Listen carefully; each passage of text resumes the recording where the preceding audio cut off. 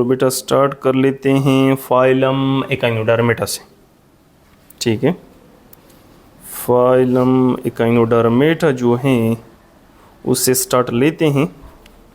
Next phylum हमारे पास है फाइलम एकाइनोडर्मेटा। अच्छा बेटा, फाइलम एकाइनोडर्मेटा हमारे पास ग्रीक वर्ड से डेराइव किया गया है। एक हमारे पास है एकाइनोस, और बेटा एकाइनोस कहते हैं स्पाइन को या स्पाइन को। ठीक है, स्पाइन्स। और बेटा डर्मस जो है, डर्मस कहते हैं स्किन को, डर्मस स्किन को कहते हैं। यानी ये जो हमारे पास एनिमल्स होंगे एकाइनोडर्मेटा में, जो हमारे पास एनिमल्स होंगे तो वो बेटा एनिमल्स होंगे with spiny scales, animals with spiny skin, scale नहीं बेटा स्किन, स्पाइनी स्किन। ठीक है, उसमें हमारे पास स्पाइनी स्किन्स होगी, यानी उसका जो स्किन्स हैं उसके ऊपर कांटेनुमा स्ट्रक्चर्स होंगे, स्पाइनी स्किन्स होंगी, इसलिए उसको एकाइनोडर्मेटा कहते हैं। बेटा एकाइनोडर्मेटा जो हैं उसकी हैबिटाट के बारे में हम बात करेंगे, हैबिटाट के बारे में। तो बेटा एकाइनोडर्मेट यूनिक इसलिए हैं कि एकाइनोडर्मेट जब आप देखोगे तो इसमें सब एनिमल्स हमारे पास क्या हैं, मेरीन है। बेटा आपके बुक में लिखा है एक्सक्लूसिवली मेरीन होता, सॉरी एक्वेटिक, मेरीन नहीं इक्वेटिक। तो उसमें बेटा सब के सब क्या होते हैं, एक्वेटिक होते हैं। और इस एक्वेटिक में भी मोस्टली क्या होते हैं बेटा, मेरीन होते हैं, मोस्टली क्या होते हैं, मेरीन होते हैं। ठीक है, मोस्टली बेटा हमारे पास क्या होते हैं, मेरीन होते हैं। अच्छा बेटा, इसमें एक और इम्पोर्टेंट पॉइंट कि हमारे पास ये जो हैं वो फीडिंग,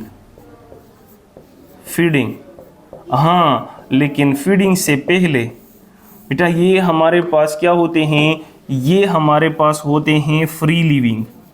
फ्री लिविंग का मतलब ये है कि ये किसी की चीज़ के साथ अटैच नहीं होते, लेकिन sometimes it is attached with the substratum, attached with substratum. समझाता हूं कि बेटा सबस्ट्रेट का क्या मतलब है। सबस्ट्रेटम का जो मतलब है कि वो किसी राग के साथ, बेटा वो किसी स्टोन के साथ अटैच होते हैं समटाइम्स, लेकिन हमेशा के लिए नहीं। ठीक है, तो मोस्टली हमारे पास क्या होते हैं, फ्री लिविंग होते हैं। ठीक है, मोस्टली हमारे पास फ्री लिविंग, लेकिन कुछ जो है वो सबस्ट्रेटम के साथ अटैच भी हो सकते हैं। अच्छा बेटा, फीडिंग जो है वो हमारे पास क्या है, दीज आर क्या, These are scavenger, और scavenger आप किसको कहते हैं, that feed upon dead organism,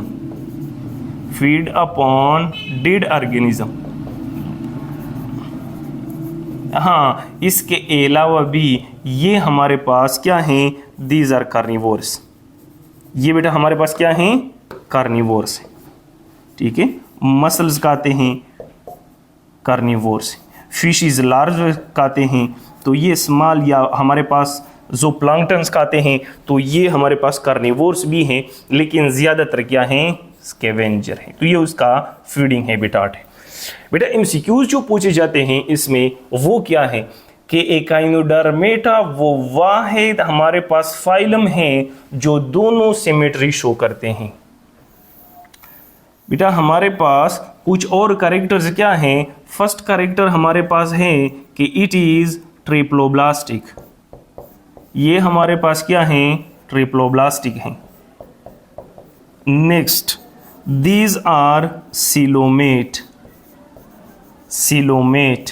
और बेटा इसमें एक और कैरेक्टर ऐड हो जाती है जिसको हम क्या कहते हैं, विच इज कॉल्ड ड्यूट्रोस्टोम, और ड्यूट्रोस्टोम में हमने कहा था कि इसमें बेटा हमारे पास माउथ जो है वो सेकंड बनेगी, माउथ हमारे पास क्या बनेगी, सेकेंड, और एनस हमारे पास क्या बनेगी, फर्स्ट, यानी ब्लास्टोपोर से एनस बनेगा और अनदर साइड से हमारे पास क्या बनेगा, माउथ बनेगा। तो अगर कोई बेटा पूछे कि द फर्स्ट फाइलम या the first animals that are deuterostomes, तो ये बेटा हमारे पास कौन है, these are the first phylum which are deuterostomes phylum. ये बेटा हमारे पास फर्स्ट फाइलम है जो ड्यूट्रोस्टोम है। देखें ड्यूट्रोस्टोम के बारे में बेटा मैंने एक फार्मूला लिखा था, HEC, हेमिकार्डेट, एकाइनोडर्मेट एंड कार्डेट, ये तीनों हमारे पास क्या हैं, ये तीनों हमारे पास ड्यूट्रोस्टोम हैं। लेकिन सबसे फर्स्ट जो आया है वो हमारे पास है एकाइनोडर्मेटा यानी एकाइनोडर्म्स। ठीक है, तो सबसे पहले अगर कोई एमसीक्यूज में पूछे कि the first organism that are deuterostomes, ये the first evolved organisms are, जो ड्यूट्रोस्टोम्स हैं, तो वो बेटा हमारे पास क्या हैं, एकाइनोडर्म्स हैं। अच्छा बेटा उसमें एक और भी यूनिक कैरेक्टर क्या है कि ये हमारे पास टू सिमेट्री शो कर देते हैं और वो बहुत ज़्यादा इंपॉर्टेंट है बेटा, उस पर मैं थोड़ा सा डिटेल में बात करूँगा। अच्छा आते हैं सिमेट्री की तरफ। बेटा हमारे पास टू सिमेट्री ये शो करते हैं, टू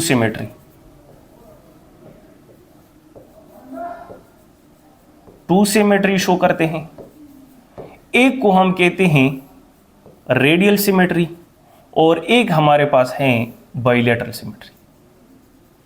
दो सिमेट्री, एक हमारे पास है रेडियल और दूसरा जो है वो है बाइलेटरल।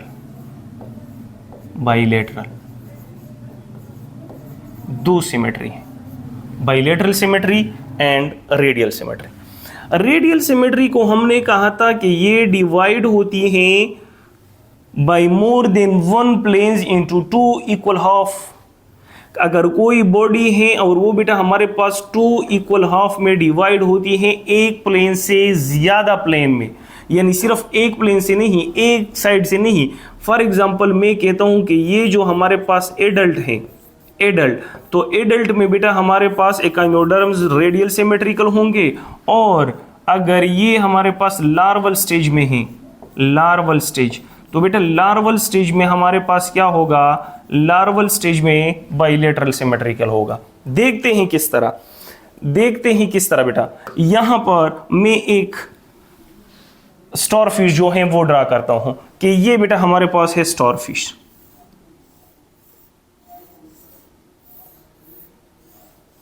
ठीक है, ये हमारे पास है स्टारफिश, ये एडल्ट है। अब यहां पर एक दूसरा ऑर्गेनिज्म है जो लार्वल स्टेज में है, वही स्टारफिश है, लेकिन उसका जो लार्वा है वो कुछ इस तरह है, वो बेटा कुछ इस तरह है। ठीक है, यहां पर उसका माउथ है और यहां पर उसका क्या है, एनस, यानी ये हमारे पास है एनस और ये बेटा हमारे पास है माउथ। दो हो गए। देखते हैं अगर मैं इस एकाइनोडर्म को, इस स्टारफिश को इस प्लेन से डिवाइड कर दूं तो टू इक्वल हाफ में डिवाइड होगा या नहीं, डिवाइड होगा। अगर मैं उसको इस प्लेन से डिवाइड कर दूं तो टू इक्वल हाफ में डिवाइड होगा या नहीं होगा, होगा। अगर मैं उसको इस प्लेन से डिवाइड कर दूं तो टू इक्वल हाफ में डिवाइड होगा। It means more than one plane से वो टू इक्वल हाफ में डिवाइड होते हैं, और इसको फिर हम क्या नाम देते हैं बेटा, इसको हम कहते हैं रेडियल सिमेट्रिकल। ठीक है, अब यहां पर देखें, ये बेटा हमारे पास है लार्वा ऑफ स्टारफिश। तो बेटा जो हमारे पास लार्वा है स्टारफिश का, वो माउथ यहां पर है, एनस यहां पर है। अगर इसको हम इस प्लेन से डिवाइड करें तो टू इक्वल हाफ में डिवाइड हो सकती है, लेकिन अगर मैं इसको इस तरह डिवाइड कर दूं तो टू इक्वल हाफ में है नहीं ना। क्यों? यहां पर हमारे पास माउथ रह जाएगा और यहां पर क्या रह जाएगा, एनस। तो ये टू इक्वल हाफ नहीं है, एक दूसरे के मिरर इमेज नहीं है बेटा। अगर मैं इसको इस तरह डिवाइड कर दूं तो माउथ अपर रहेगा और एनस नीचे, तो ये दोनों मिरर इमेज नहीं है, टू इक्वल हाफ नहीं है। तो अगर टू इक्वल हाफ नहीं है तो इट मींस कि वो हमारे पास क्या है, बाइलेटरल सिमेट्री है। सिर्फ एक ही प्लेन से बेटा सिर्फ एक ही प्लेन से 2 इक्वल हाफ में डिवाइड होती हैं और इसको हम क्या कहते हैं, बाइलेटरल सिमेट्रिकल कहते हैं। तो याद रख लें कि बेटा आपसे पूछ सकता है कि which one of the following, which one is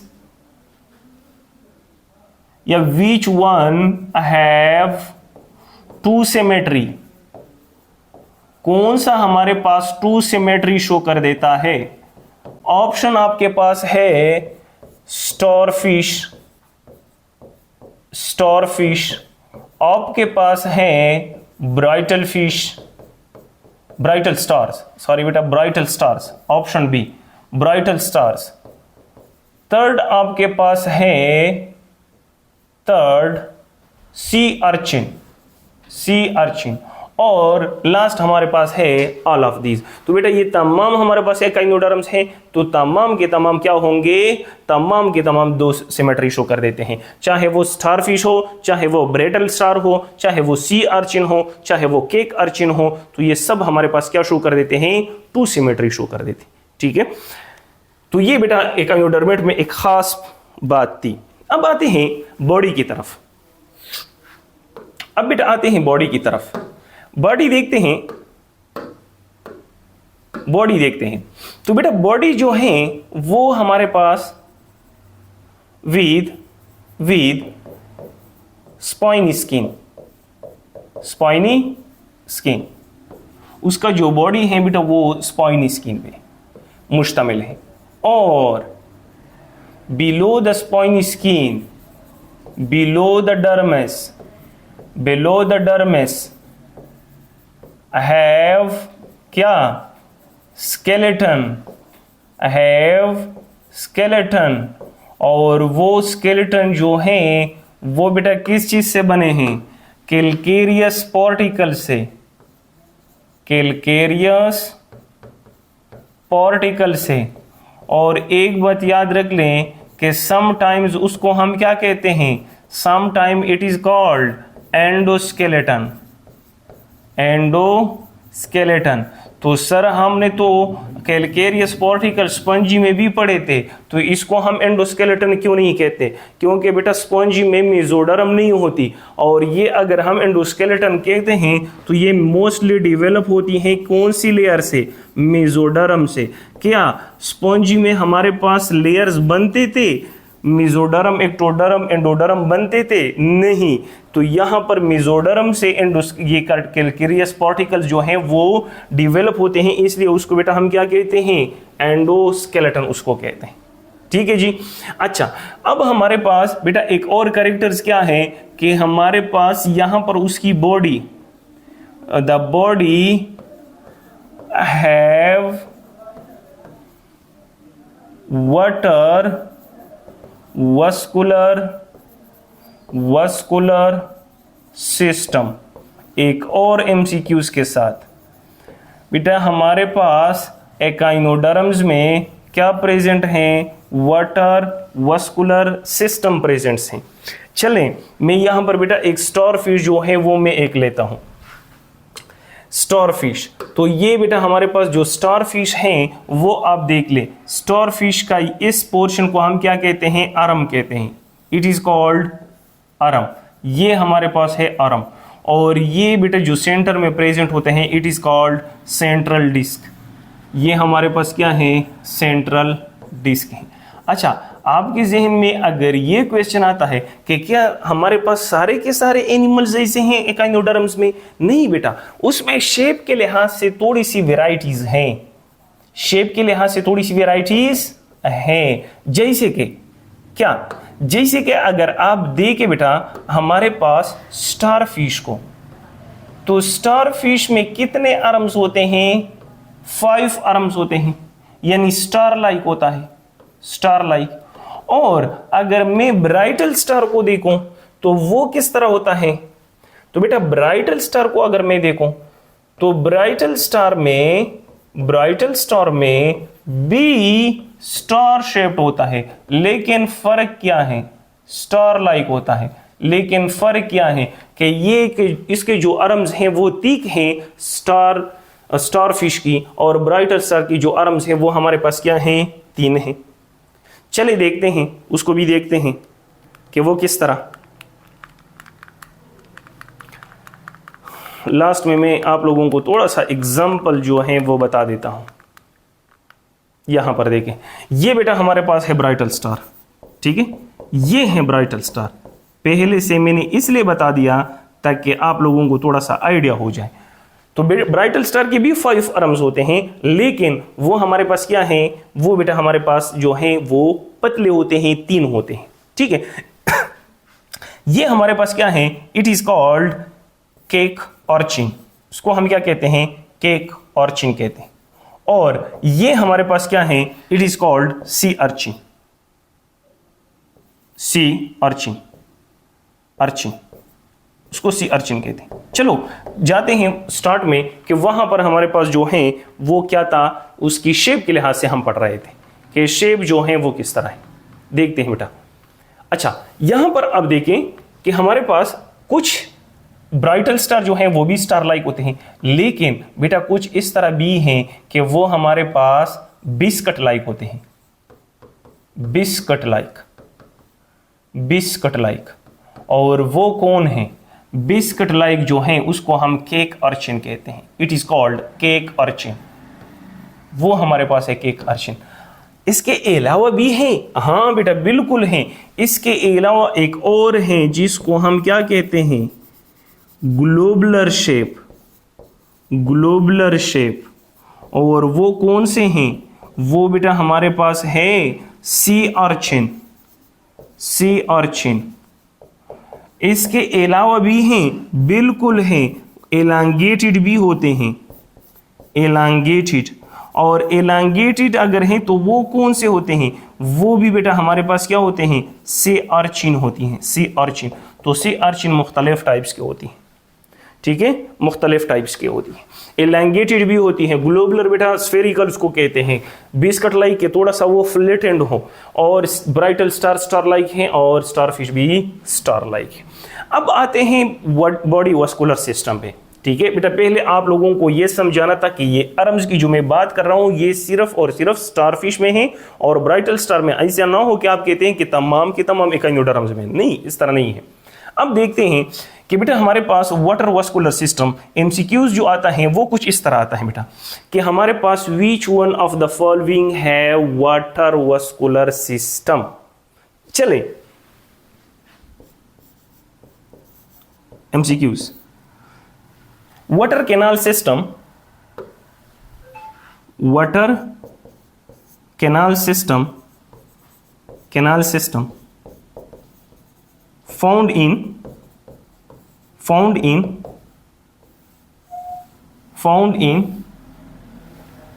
option A spongy, option B hydra, option C starfish and option D arthropods का कोई एग्जाम्पल लिखते।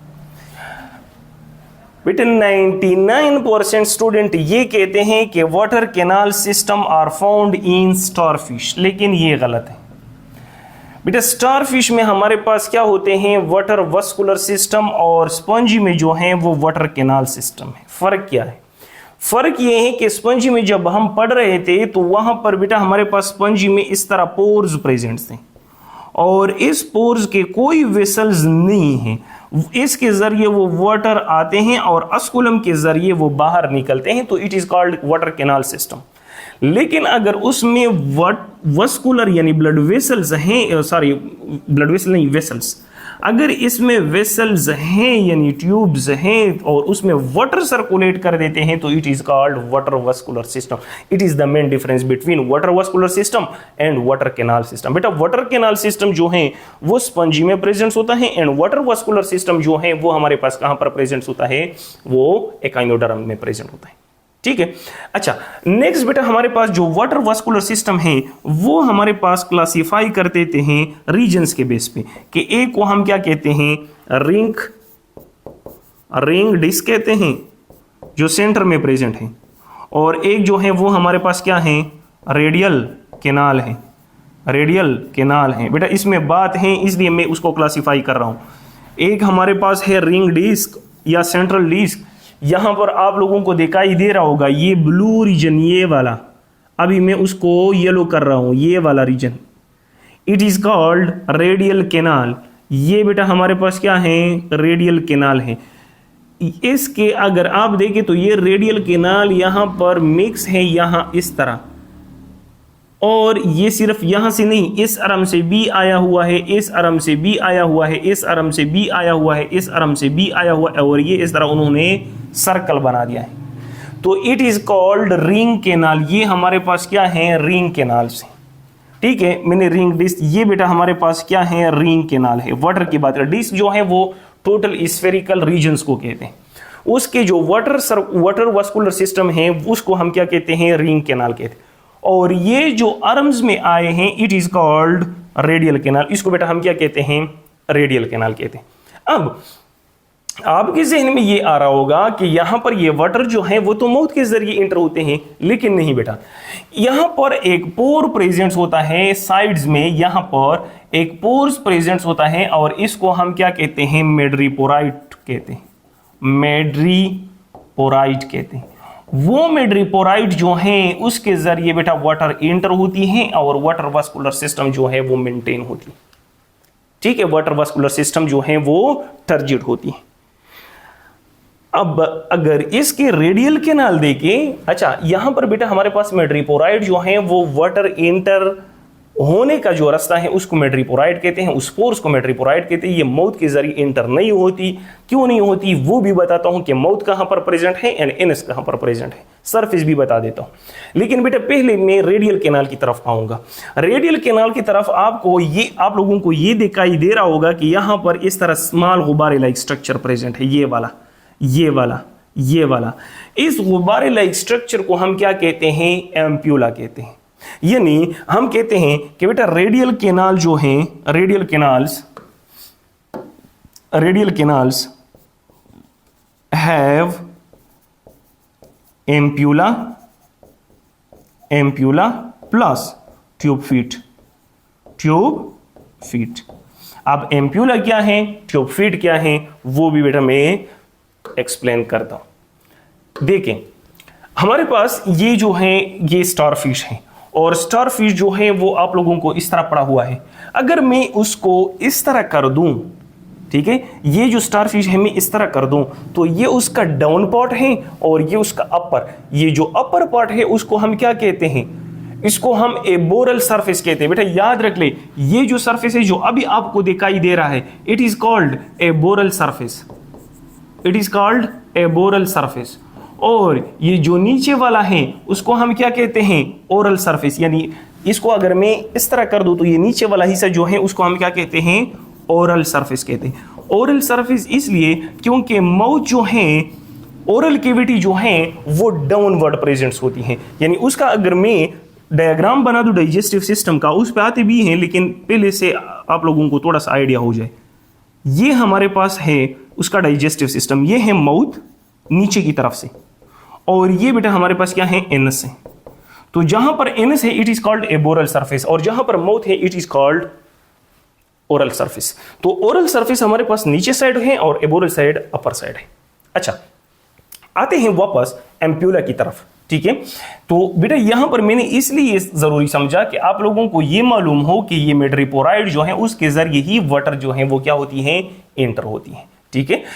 माउथ के जरिए वो इंटर नहीं होती, क्योंकि माउथ जो है वो कनेक्टेड है किसके साथ, डाइजेस्टिव सिस्टम के साथ, वो वाटर वास्कुलर सिस्टम के साथ अटैच नहीं है। अब यहां पर एम्प्यूला क्या है और ट्यूब फीट क्या है।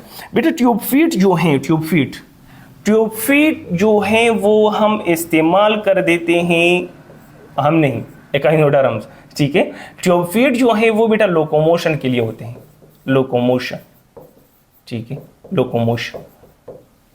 और एम्प्यूला जो है वो हमारे पास क्या है, it is a sac like structure, help in locomotion. किस तरह, ये हमारे पास है रेडियल केनाल, इस रेडियल केनाल्स के ऊपर यहां पर प्रेजेंट होते हैं इस तरह वाटर के लाइक सेक लाइक स्ट्रक्चर, और फिर हमारे पास ये क्या है, फिर हमारे पास है ये रेडियल कैनाल। इसके बाद नीचे वाले पोर्शन में क्या प्रेजेंट होता है, इस तरह स्ट्रक्चर, और it is called tube feet. Feet तो आप लोगों को पता है कि पाँव को कहते हैं, और ये बेटा हमारे पास क्या है, इट इज, ये हमारे पास क्या है, एम्प्यूला। ये हमारे पास है एम्प्यूला। तो अब एम्प्यूला को देखें, यहां पर बेटा वो लोकोमोशन किस तरह करते हैं। इस एम्प्यूला जब ये फीट रिलैक्स होती हैं तो उससे सारे वाटर जो हैं वो कहां पर चली जाती हैं, एम्प्यूला में, यानी एम्प्यूला टर्जिड हो जाती है। और जब ये ट्यूब फीट लोकोमोशन के लिए फिर इस्तेमाल करते हैं तो एम्प्यूला कॉन्ट्रैक्ट होकर ये सारा वाटर जो है वो कहां पर आ जाती हैं, इनटू ट्यूब फीट, और ट्यूब फीट क्या हो जाता है, टर्जिड हो जाता है। तो इसके जरिए एम्प्यूला और ट्यूब फीट के जरिए वो क्या करते हैं, वो मूवमेंट करते हैं। ठीक है, इस एम्प्यूला के जरिए, क्योंकि जब एम्प्यूला कॉन्ट्रैक्ट हो जाता है तो वाटर सारे ट्यूब फीट में आ जाते हैं, ये टर्जिड हो जाती हैं, और बास ट्यूब फीट जो है वो रिलैक्स होती है और वाटर जो है वो अपर। तो बास ट्यूब फीट कॉन्ट्रैक्ट, बस रिलैक्स, बस कॉन्ट्रैक्ट, बस रिलैक्स, बस कॉन्ट्रैक्ट, बस रिलैक्स, और इस तरह वो मूवमेंट कर देते हैं। ठीक है, तो याद रख लें कि बेटा ये हमारे पास एम्प्यूला और ट्यूब फीट जो है वो क्या करते हैं, it help in the locomotion, वो लोकोमोशन में हेल्प देती। ठीक है, नेक्स्ट बेटा हमारे पास क्या है, नेक्स्ट हमारे पास है सर्कुलेटरी सिस्टम। बेटा circulatory system of echinoderms, it is called haemal system. इसको हम क्या कहते हैं, हेमल सिस्टम कहते हैं। हेमल सिस्टम, हेमल सिस्टम इसलिए क्योंकि यहां पर बेटा हमारे पास नो हार्ट, कोई हार्ट नहीं है, नो हार्ट, और फिर क्या, इसमें बेटा हमारे पास no respiratory pigment, no respiratory pigment, respiratory pigment. तो फिर इसमें है क्या, इसमें बेटा सिर्फ और सिर्फ हमारे पास क्या है, only blood vessels, only vessels that parallel to water vascular system, water vascular system, water vascular system के पैरेलल हैं। ठीक है, ये हमारे पास है सर्कुलेटरी सिस्टम। यानी अगर ये हमारे पास है बेटा वाटर वस्कुलर सिस्टम, ये वाला, ये हमारे पास क्या है, ये रेड कलर के वाटर वस्कुलर सिस्टम, तो उसके पैरेलल में एक और भी हमारे पास इस तरह वस्कुलर सिस्टम जो है वो गुजरा हुआ होता है, और इस वस्कुलर सिस्टम को हम नाम क्या देते हैं, इस वस्कुलर सिस्टम को हम सर्कुलेटरी सिस्टम कहते हैं, सर्कुलेटरी सिस्टम।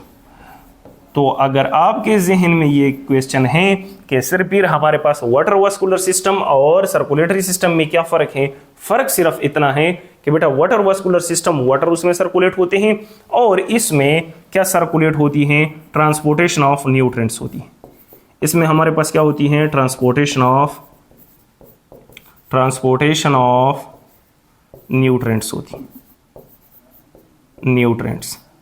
ठीक है, बाकी उसमें कोई रेस्पिरेटरी पिगमेंट्स नहीं है, बाकी उसमें कोई हार्ट नहीं है, बाकी उसमें कोई ब्लड नहीं है, उसमें जो है वो क्या है, वो हेमल सिस्टम है। ठीक है, उसमें फ्लूइड है जिसमें ऑर्गेनिक और इनऑर्गेनिक सब्सटेंस प्रेजेंट्स होते हैं। उसके बाद बेटा आते हैं एक्सक्रीटरी सिस्टम। एक्सक्रीटरी सिस्टम, इसमें कोई well developed, no well developed excretory system, no well developed excretory system,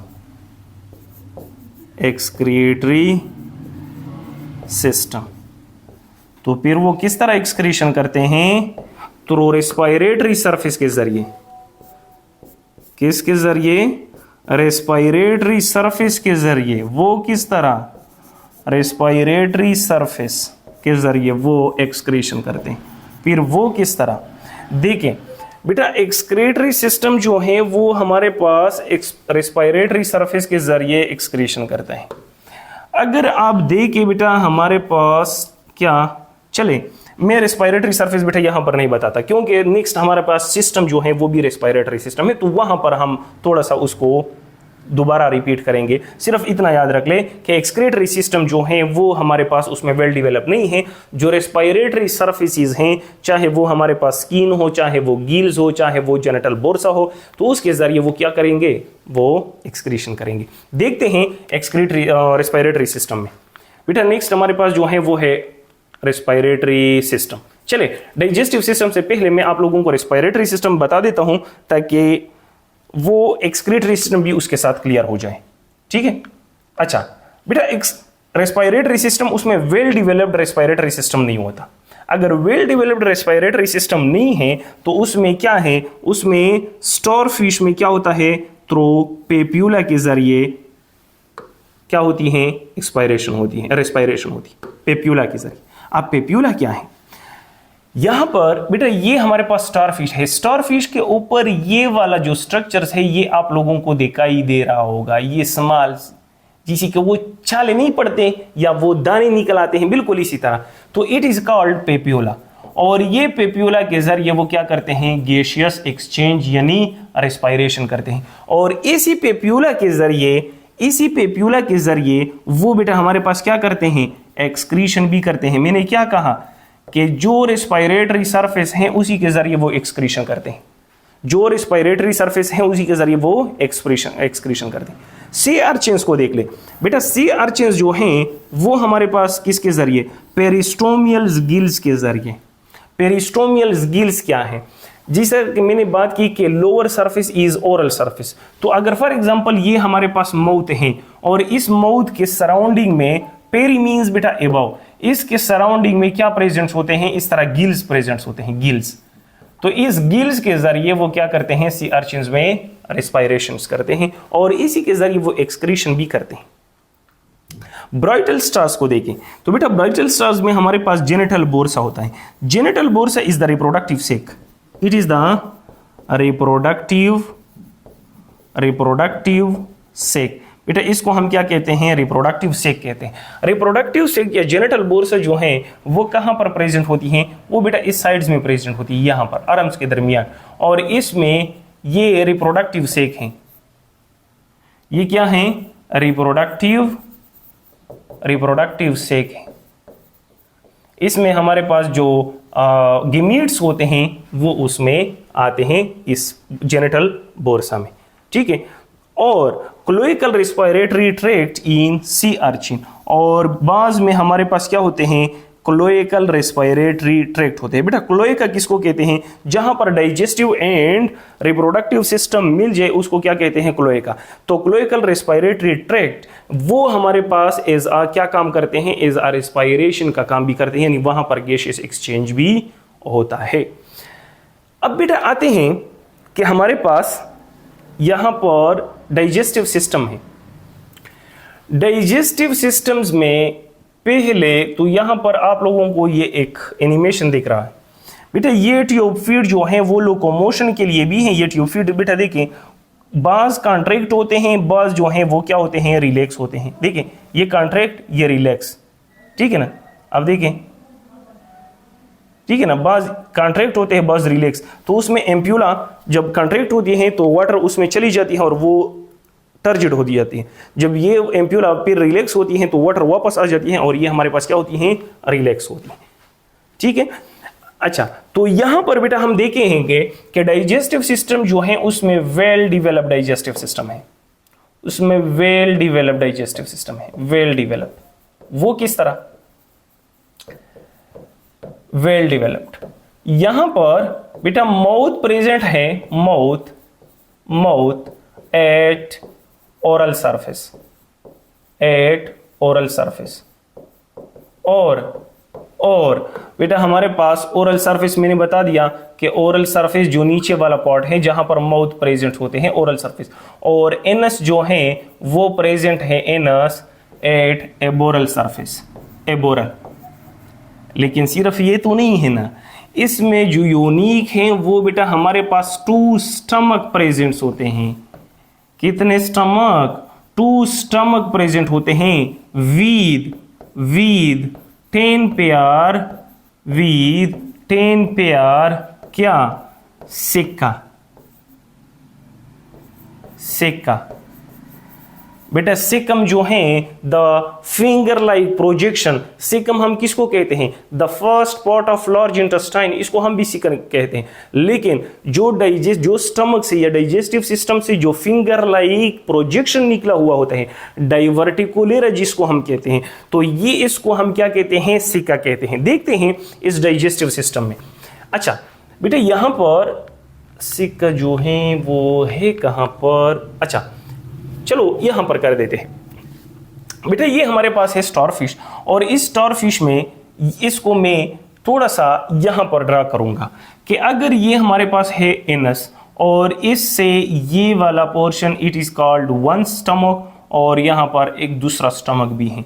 ये stomach on the basis of position के बेस पे हम कहते हैं, तो ये हमारे पास है माउथ, इट इज माउथ, ये बेटा हमारे पास है माउथ, और it is called external stomach. ये हमारे पास बेटा क्या है, एक्सटर्नल स्टमक है। दूसरा क्या है, it is called pyloric stomach. ये हमारे पास क्या है, पाइलोरिक स्टमक है। और बेटा इसमें इससे, और ये हमारे पास है एनस। अच्छा अब मैं बताता हूं कि सिक अब बेसिकली क्या है। इससे यो फिंगर लाइक प्रोजेक्शन निकले हुए होते हैं बेटा, इससे फिंगर लाइक प्रोजेक्शन इस तरह निकले हुए होते हैं। किस चीज के लिए, डाइजेशन के लिए। यहां पर इस तरह फिंगर लाइक प्रोजेक्शन हर आर्म में। ये अगर यहां पर बेटा हमारे पास स्टमक प्रेजेंट है, फॉर एग्जांपल यहां पर हमारे पास है स्टमक, ठीक है। अब ये तो हमें सिर्फ वेंट्रल साइड एक साइड दिखाई देता है, बाकी तो सब छुपा है। तो यहां पर एक फिंगर लाइक प्रोजेक्शन, दूसरा फिंगर लाइक प्रोजेक्शन, तीसरा फिंगर लाइक प्रोजेक्शन, चौथा फिंगर लाइक प्रोजेक्शन, पांचवा, छठा, 7, 8, 9, 10। हर आर्म में 2 सिक जो हैं वो एराइज होते हैं। यानी सिका अगर आप इसमें कंफ्यूज होते हैं तो बेटा it is a finger like projection, finger like projection from stomach, projection from stomach, ठीक है। तो ये बेटा हमारे पास क्या है, ये है डाइजेस्टिव सिस्टम। अब वो क्या करते हैं, इस ट्यूब फीड के जरिए पहले इस शेल को रिमूव किया जाता है। बेटा ये जो ऑर्गेनिज्म है इट इज कॉल्ड मसल्स हैं, ठीक है, ये मसल्स हैं। तो ये उससे पहले ये ट्यूब फीड के जरिए शेल को रिमूव किया जाता है। काफी टफ है, हार्ड है, लेकिन उसके जरिए वो उसको क्या कर देता है, रिमूव कर देता है। फिर वो इंजेस्ट कर देता है इनटू द एक्सटर्नल स्टमक, और फिर वहां पर पाइलोरिक स्टमक और डाइजेशन और एब्जॉर्प्शन यहां पर कर देते हैं इनटू द हिमल सिस्टम में, ठीक है। बेटा एक बात जहन में याद रख लें कि यहां पर इस आर्म्स में हमारे पास क्या प्रेजेंट है, वाटर वास्कुलर सिस्टम प्रेजेंट है, एक बात, हिमल सिस्टम भी प्रेजेंट है, दूसरी बात सिक भी प्रेजेंट है, चौथी बात यहां पर बेटा हमारे पास गोनेड्स भी प्रेजेंट्स होते हैं। यानी एक ही आर्म्स में ये सारे के सारे स्ट्रक्चर्स प्रेजेंट्स होते हैं, ठीक है। ये सारे के सारे सिस्टम जो हैं वो उसके कुछ ना कुछ पार्ट यहां पर प्रेजेंट्स। नर्वस सिस्टम की तरफ जाते हैं। बेटा नर्वस सिस्टम हमारे पास जो है ट्रंक ऑफ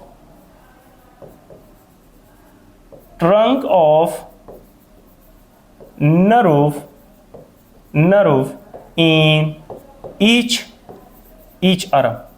हर आर्म में नर्व का जो है वो क्या प्रेजेंट है, ट्रंक प्रेजेंट्स होता है। यानी यहां पर बेटा हमारे पास क्या है, यहां पर हमारे पास है एक स्टारफिश, ये वाला